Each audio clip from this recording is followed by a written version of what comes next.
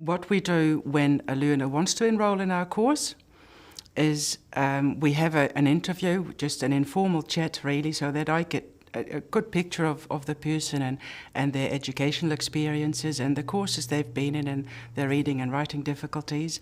Then we do an assessment, and it can be an online assessment on the assessment tool, or it can be a starting points assessment.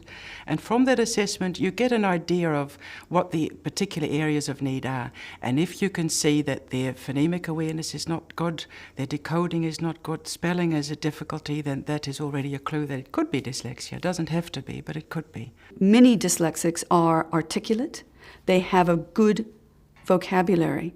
And what they'll find is there's this discrepancy between their oral language, their high-level thinking skills, their ability to respond to questions and answer questions. Yet when we ask them to write something, we are surprised by their spelling. Our eyebrows might be raised, because often we associate spelling with intelligence, and we see there's a discrepancy.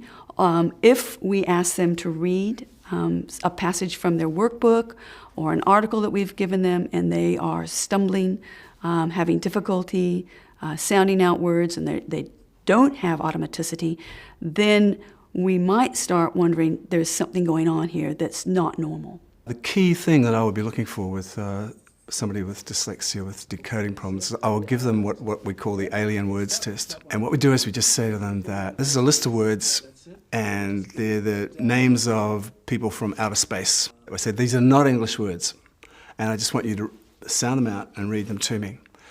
And by giving them that list of words, because the list that covers most of the letter patterns that they will strike when they're reading normal text. So by giving them that list, which is just like 50 words, I can find out where they're at in terms of the decoding. Well done. The good thing about alien words is that they can't rely on words they've seen before. You know, if I gave them the word like toy to read with OY in it, you know, they might remember that from before, and they visually remembered it, so they can read it and say, I think, oh, that's okay. But if I give an alien word like stoy, then they've never seen before, they can't call on anything in memory. Memory is blank. The only way they can read that is they've got to sound it out. And that's where we find out whether they really do know that those letter patterns and what sound each letter pattern has. So that's the whole idea of that test. And it test runs right through to quite long alien words like sandwixable, which tells whether you can break words up into their parts, into prefixes and suffixes and all that kind of thing. So with that, I can tell where they're at in terms of the range of decoding skills, so that if they already know one bit, I don't have to teach that, I'll just go straight to the part that's hard for them. Later on, once you've started tutoring, then you can begin to introduce other aspects of dyslexia testing, so you can say, this is where I need to go a bit further. The last thing you want to do is to give them a battery of tests so that they can come out after and go, maybe I'm dyslexic, but I'm not going to see him again. Most dyslexics don't need to go back to the beginning. They often will have some strategies that they already use, decoding strategies.